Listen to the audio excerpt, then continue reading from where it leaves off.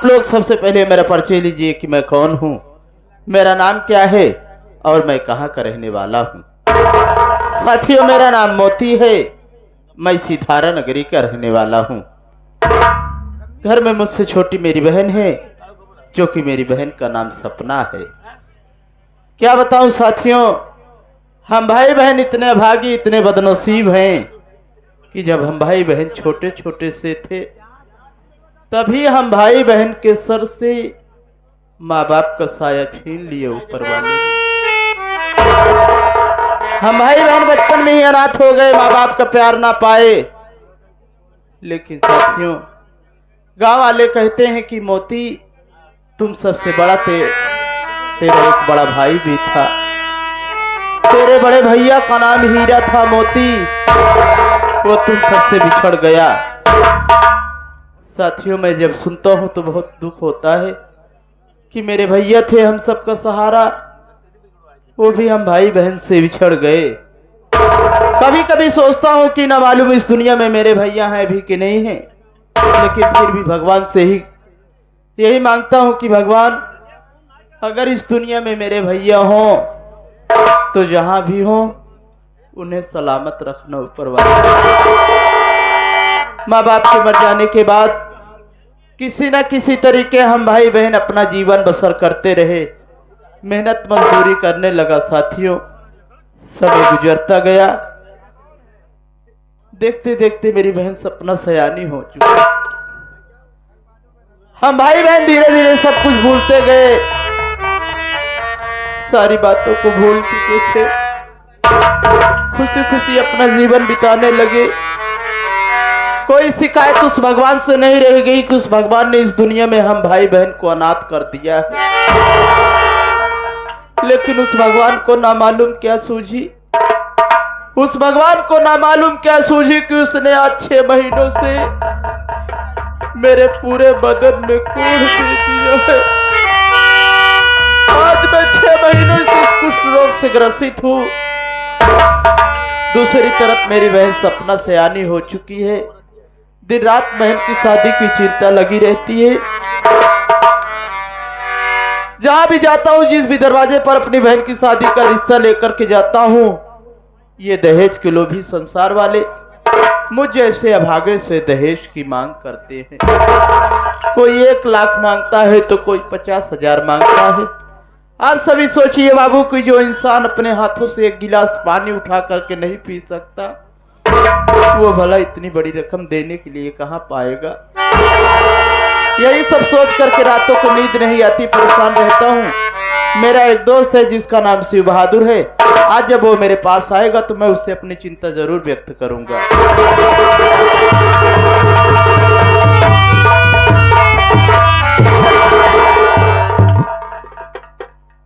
भैया मोती, क्या बात है भैया, आज आप निराश हैं और आपके आंखों से आंसू बह रहे हैं। क्या बात है मेरे दोस्त, क्या सब हमसे नहीं बताओगे? कौन सा कष्ट है भैया? शिव बहादुर, बस तुम मेरे आंसुओं का कारण जानना चाहती हो? हाँ भैया। क्यों नहीं बताऊंगा शिव बहादुर, तुमसे नहीं बताऊंगा तो फिर किससे बताऊंगा। शिव बहादुर, तू तो मेरे बचपन के यार है, घर की सारी बातें जानता है। हाँ भैया। शिव बहादुर, आज एक मुझे मेरी माँ और मेरे बाबूजी की याद आ गई। शिव बहादुर। हाँ भैया, याद क्यों नहीं आएगी, माँ बाप तो सबको याद आते हैं। आज माताजी और पिताजी इस दुनिया में नहीं हैं, अरे जब तक आप जिएंगे तब तक याद आता रहेगा। लेकिन भैया उनकी याद मत कीजिए, आगे सोचिए। शिव बहादुर, भूलना होगा। तू तो जानता है कि बहन सपना सयानी हो चुकी है। हाँ भैया। दिन रात बहन की शादी की चिंता रहती है। क्यों नहीं रहेगी? सोचता हूँ कि कोई अच्छा सा लड़का ढूंढ करके बहन की शादी कर दूं, लेकिन जहां भी जिस भी दरवाजे पर बहन की शादी का रिश्ता लेकर के जाता हूँ तो ये दहेज के लोभी संसार वाले मुझ जैसे अभागे से दहेज की मांग करते हैं। मैं तो सोचता हूँ कि क्या मैं दहेज नहीं दूंगा तो मेरी बहन की शादी नहीं होगी। नहीं भैया, ऐसा क्यों कहते हो? ऐसा मत सोचिए। भगवान के घर देर है अंधेर नहीं है। अपने बहन की शादी सपना की अवश्य होगी और अच्छी जगह होगी। भगवान चाहेंगे तो बहन सपना को बढ़िया बढ़िया बहुत बढ़िया घर मिलेगा, बहुत बढ़िया घर मिलेगा। आप चिंता छोड़ दीजिए।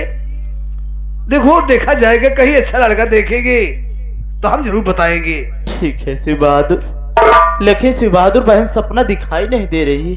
भैया बहन सपना के विषय में जानोगे तो आप अपने आप को बर्दाश्त नहीं कर पाओगे। शिव बहादुर, आपको पता नहीं भैया, आजकल अपनी बहन सपना कहाँ रहती है, क्या करती है, वो आपके लिए परेशान रहती है। यहाँ तक कि आज वो बेचारी कई दिन से जंगल में लकड़ी काटने जाती है। ये क्या कह रहा है शिव? और वो लकड़ी काट करके जंगल में लकड़ी काट कर बाजार में ले जाकर बेचती है। वो बेचारी पैसे इकट्ठा कर रही है, ये सोच कर कि भैया आपके हालात देखो क्या हुआ है, आपके बदन में कुष्ठ रोग हो गया है, परमात्मा इसी बीमारी दे दिया है। बहन इसीलिए परेशान रहती है, वो पैसे इकट्ठा कर रही है ताकि आपका इलाज हो सके मेरे भाई। शिव बहादुर, मेरी बहन बहुत महान है शिव बहादुर। महान है। देखो भैया, बहन सपना के आने का वक्त हो रहा है और आपको भूख भी लगी होगी। हाँ शिव बहादुर, आने तो बहन सपना को वो खाना निकालेगी, मैं आपको अपने हाथों से रोटी खिलाऊंगा भैया। ठीक है शिव आओ बहादुर। थोड़ा आराम कर लो, फिर देखा जाएगा।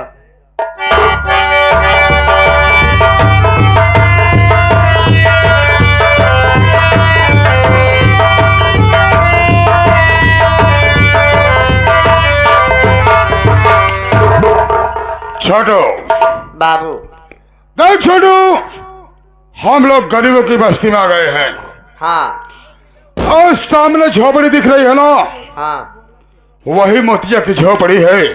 जाकर मालूमात कर कि इस वक्त झोपड़ी में कौन है बे। आप साइड रहा, हम तुरंत देख के आवत है। ठीक है।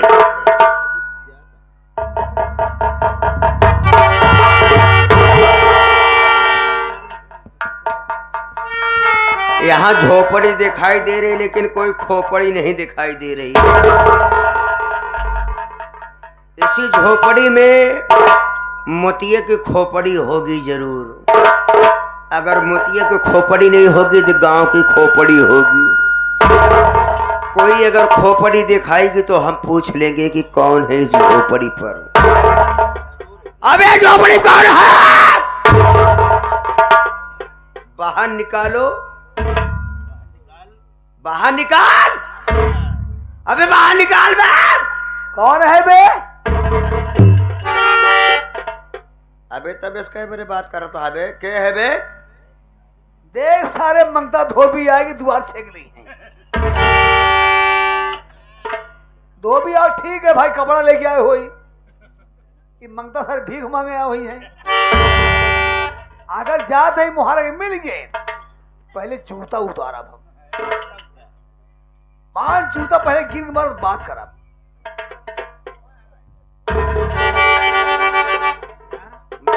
बाबू हिया आवा। क्या हुआ रे? तोहसी बड़ा नीच मने के होने। हाँ साले, क्या हुआ रे? तो हाय मुंह देखे पापा। अरे हुआ क्या साले? रोज तो एक झोपड़ी में भीख मांगे आवत है। कौन बोला बे? हाँ? वो एक झोपड़ी सवाज आए। है? तू धोबी है का? बहुत मारूंगा साले, हाँ? बहुत मारूंगा। ऐसा बोला क्या बे? वो बोले से ना, बोले तो मांगता है और धोबी। छोटुआ, कैन दोनों जने आए हुए, जूता उतार के मारब हम। छोटू, कैन धोबी आई हुए, ठीक है, मंग कपड़ा लेके आए हुए, प्रेस करके आए हुए हैं, जितना दाग हो सब छोड़ा के आए हुए हैं। लेकिन साले। मांगता है होई, वो भीख मांगे आए होई, हर गंगा करत आए होई। ऐसा साला बोला बे। हाँ? एक काम कर छोटू, का कही हम? आवाज लगा बोल साले को कि तेरे दरवाजे पर कोई धोबी मांगता नहीं साले, बल्कि धारा नगरी के जमींदार बाबू बादल सिंह आजाद आए हैं बे।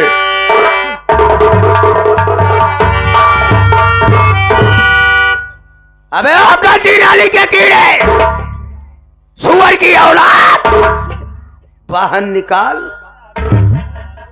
धोबी नहीं आए हैं। बाहर निकाले कहा तक वो निकाल दे अब ना, तो बाके छोड़ भाग जाबे।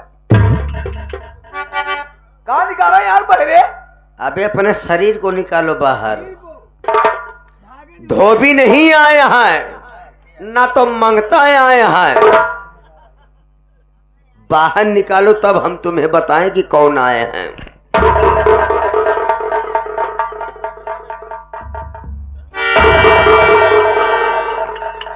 भाई साहब।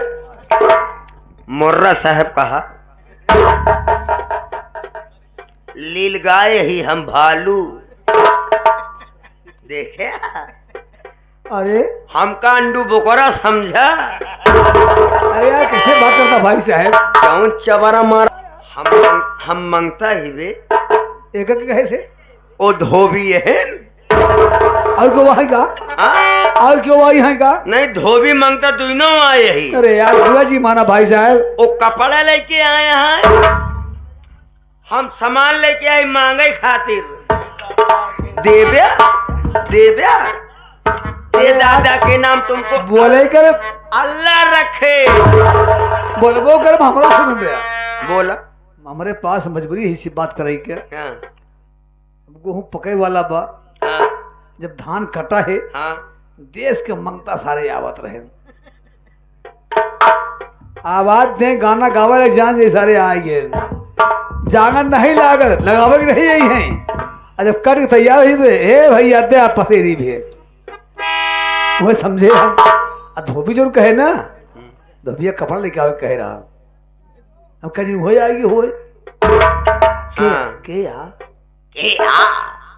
के या बाबू बादल सिंह आजाद। जमींदार साहब।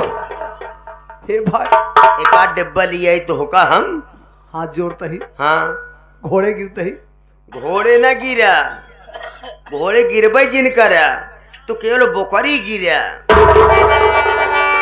घोड़े गिरत है। बताया जी उनसी, बताई दी सही। बताया जी, नहीं, बताया जी। बात का भा, हम बाबू बादल सिंह के आदमी हैं, आदमी। समझ अब ही हम जान पाए तू बाबू साहब के मसेधु है। कब बियाह करे? अबे अपने मेहरारू से बियाह करे, हम अपने मेहरारू मन से दुए ही। कहा आदमी कहा था? हाँ?